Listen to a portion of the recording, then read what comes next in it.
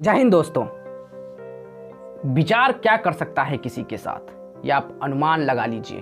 दुनिया भर का इतिहास आप देखेंगे, उनकी फिलॉसफी को देखेंगे, उस सर्टेन टाइम पॉइंट के में निहित जो दर्शन है ना, अगर आप उसे समझेंगे तो आप समझ पाएंगे कि विचार कितना ताकतवर होता है।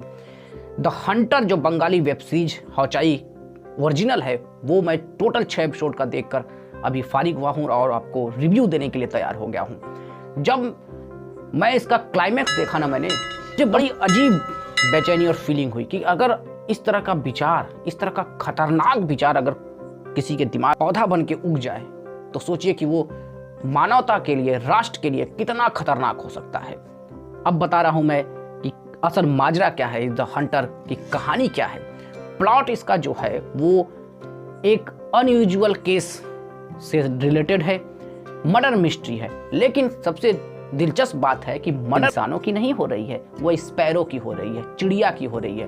पहले तो आप ये जान लीजिए कि अगर आप सारी पक्षियों को चिड़िया जानते हैं तो ऐसा मत समझिए भैया, चिड़िया केवल स्पैरो होती है, बाकी बर्ड होती है। एक तालुके में अचानक एक के बाद एक चिड़ियाओं की हत्या हो रही है और हत्या उनका पैनीदार हथियार से उनका गला काट कर किया जा रहा है, एकदम पूरी तरीके से हत्या। अब दिलचस्प है ना, ऐसे कॉन्सेप्ट पर फिल्में हमारे बॉलीवुड नहीं बनाता और इवन साउथ से भी ऐसी फिल्में नहीं आती। लेकिन बंगाली माइंडसेट देखिए, बंगाली आइडियोलॉजी देखिए, आप उनका कॉन्सेप्ट देखिए साहित्य को लेकर कि वो कैसी फिल्में हमें मुहैया करा रहे हैं, कैसा वेब सीरीज मुहैया करा रहे हैं। तो हौचाई पे ये स्ट्रीम कॉमिक नाउ का एक पुलिस ऑफिसर है जिसकी पोस्टिंग हो डिपार्टमेंट ऑफ अनयूजुअल केसेस में। वहाँ वो कन्हई चरण दास से मिलते डिपार्ट को हेड करते हैं। इस डिपार्ट का काम ही है ऐसे केस को हैंडल करना जो अनयूजुअल हो, जो यूजुअल नहीं हो, जो आम दैनिक दिनचर्या में भले ही शामिल होते हो, शुमार होते हो, फलते फूलते हो, लेकिन वो आम केस जैसे ना हो। मसलन कि अचानक भगवान दिख जाए, भूत प्रेत वाला केस हो जाए और उसमें किसी की हत्या हो जाए, इस तरह वाला केस आता है। अचानक एक दिन उन्हें एक केस मिलता है कि एक के बाद एक झुंड में चिड़ियाओं की, स्पैरो की हत्या हो रही है गला काट कर। तो एंथ्रोलॉजिस्ट से वो मिलते हैं और वो बताती है सलीम खान का वो किस्सा, जिस सलीम खान को हम चिड़ियाओं का मसीहा मानते हैं, पक्षियों की मसीहा मानते हैं। आपको दिलचस्प फैक्ट मैं बता दूं कि उस सलीम खान ने हजारों की संख्या में चिड़िया को मारा है। वो साइंटिफिक तरीका अपनाते थे, कोई दया वया नहीं था। भले किताब लिख दी उस पर, भले आर्टिकल्स जनरल में प्रकाशित करवा दिए, पढ़ते वक्त आपको लगेगा कि कितना दयालु व्यक्ति है, लेकिन सच ये है कि उन्होंने भी हत्याएं की है।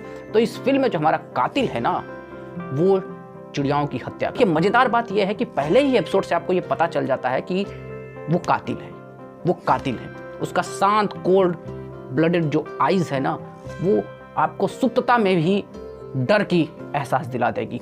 सबसे खूबसूरत बात इस फिल्म की जो है वो प्रेजेंटेशन है भाई साहब। उस जो कलर प्लेट इस्तेमाल किया है ना डायरेक्टर ने, मेकर ने, वो आह्लादित करता है, वो आपको सोचने पर विवश करता है कि वाकई क्या मैं ये बंगाली सिनेमा देख रहा हूँ, क्या मैं ये छोटे बजट की सीरीज देख रहा हूँ। हाँ, लेकिन भाई साहब उसका फलक इतना बड़ा है, उसका कॉन्सेप्ट इतना यूनिक है, पावर बिल्ड तरीके से वो प्रेजेंट किया गया है ना कि वो आपके अंतस तक घुसता है।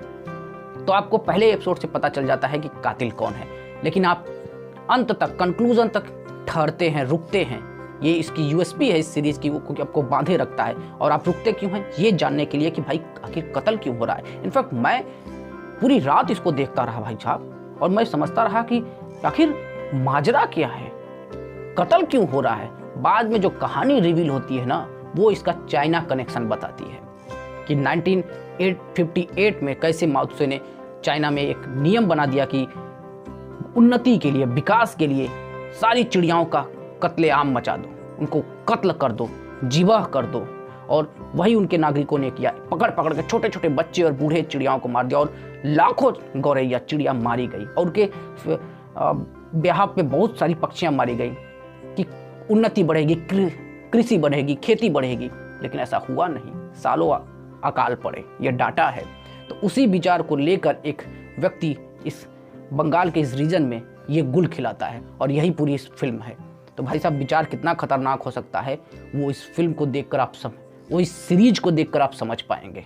देखिए, विचार के द्वारा ही तो राष्ट्र विरोधी चर्चाएं हो रही है, मंतव्य हो रहा है, मानवता को तार तार शर्मसार करने वाले animal cruelty, other creature cruelty हो रहा है ना। लोग अपने स्वाद के लिए भोजन ही तो खा रहे हैं ना, विचार के कारण ही ना।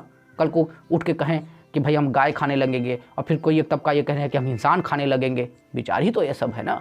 बहरहाल आप इन विचारों से सावधान रहिए। अगर भारत का आप असल स्वभाव जानेंगे ना, वास्तविक स्वभाव जानेंगे, तो आप समझ पाएंगे कि विचार की सीमा क्या है और विचार किस पवित्रता में होनी चाहिए, किस दिशा में होनी चाहिए। हमारे पुरखों ने बहुत कुछ बताया। बहरहाल ये हॉनेस्ट रिव्यू है।